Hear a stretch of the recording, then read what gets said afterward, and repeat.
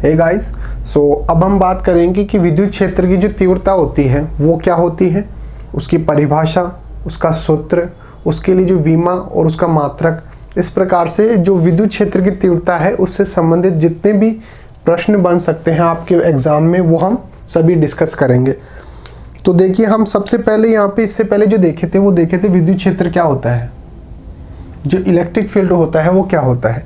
तो इसमें हमने देखा था कि कोई भी जो आवेश होता है, चाहे वो ऋणात्मक हो या धनात्मक हो, तो उसके चारों तरफ एक ऐसा फील्ड ऑटोमेटिकली बन जाता है इस आवेश के कारण कि उस क्षेत्र के अंदर कोई दूसरा आवेश आ जाता है तो उस आवेश पर यह एक बल लगाता है जिसे हम बोलते हैं इलेक्ट्रोस्टैटिक फोर्स, यानी कि विद्युत बल।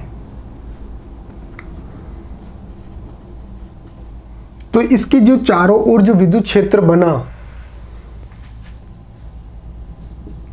ये इलेक्ट्रिक फील्ड है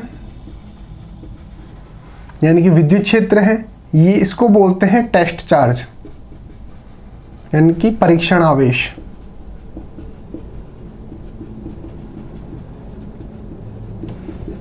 और जिस आवेश के चारों तरफ जो विद्युत क्षेत्र उत्पन्न हुआ है उसे बोलते हैं सोर्स चार्ज यानी कि स्रोत चार्ज, स्रोत आवेश। तो किसी भी आवेश के चारों तरफ एक विद्युत क्षेत्र, एक क्षेत्र उत्पन्न हो जाता है जिसे बोलते हैं विद्युत क्षेत्र। अब इस विद्युत क्षेत्र के बारे में बात करने के बाद हम बात करते हैं कि विद्युत क्षेत्र की तीव्रता क्या होती है।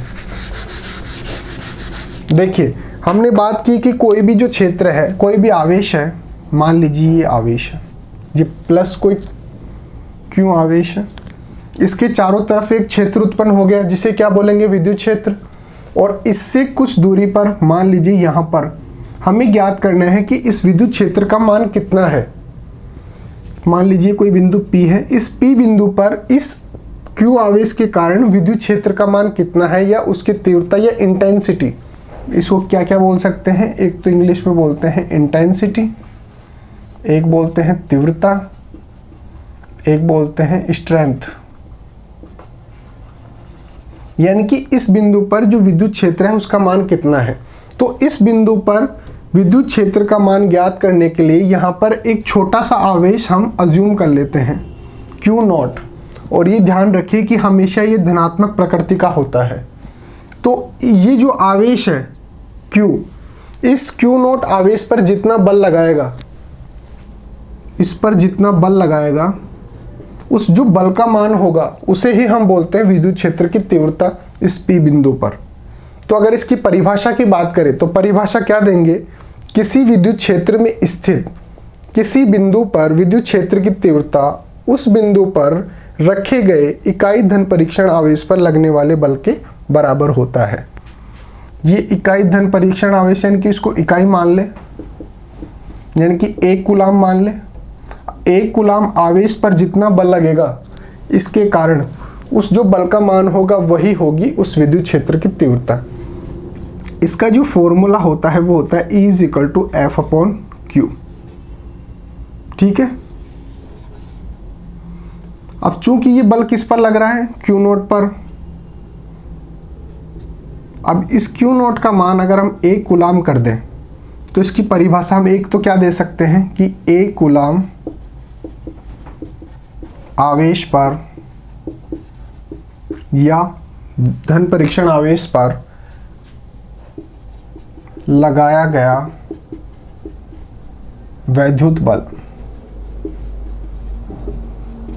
एक तो परिभाषा ये हो गई। दूसरी परिभाषा क्या होगी, इकाई धन परीक्षण आवेश पर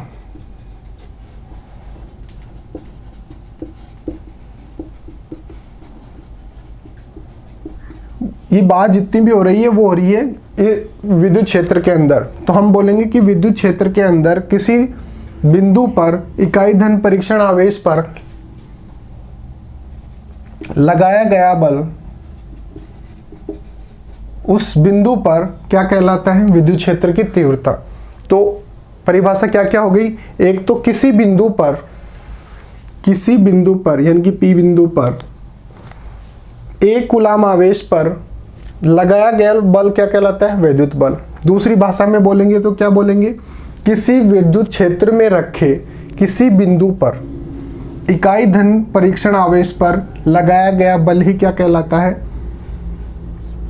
उस बिंदु पर विद्युत क्षेत्र की तीव्रता। इसका फॉर्मूला क्या हो गया? E = F/Q।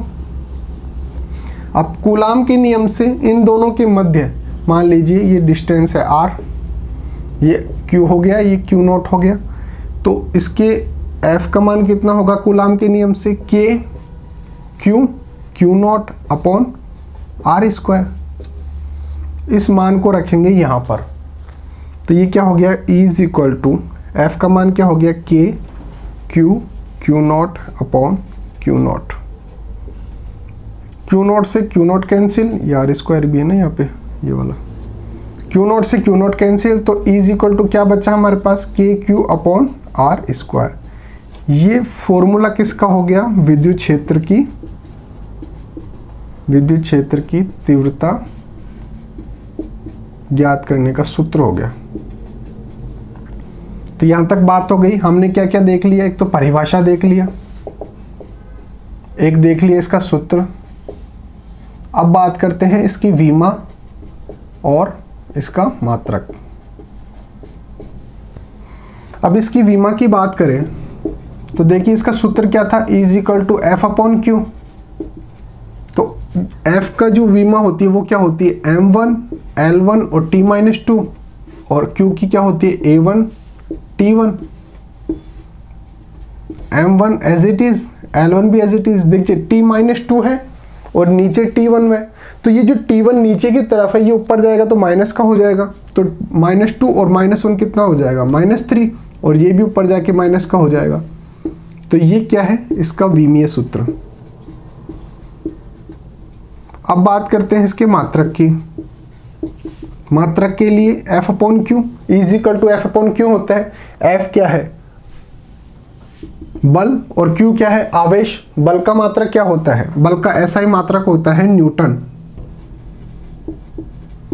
और Q का SI मात्रक क्या होता है? कूलाम।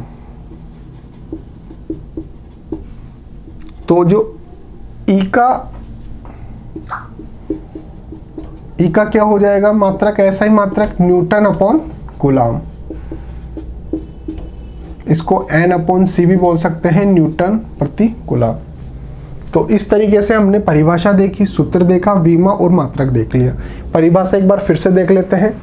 एक कूलाम आवेश पर किसी भी बिंदु पर जो वैद्युत क्षेत्र है, किसी भी आवेश के चारों तरफ का जो क्षेत्र होता है, उस वैद्युत क्षेत्र के अंदर किसी बिंदु पर रखे एक कूलाम आवेश पर जो बल लगाया जाता है वो उस बिंदु पर वैद्युत क्षेत्र की तीव्रता कहलाती है।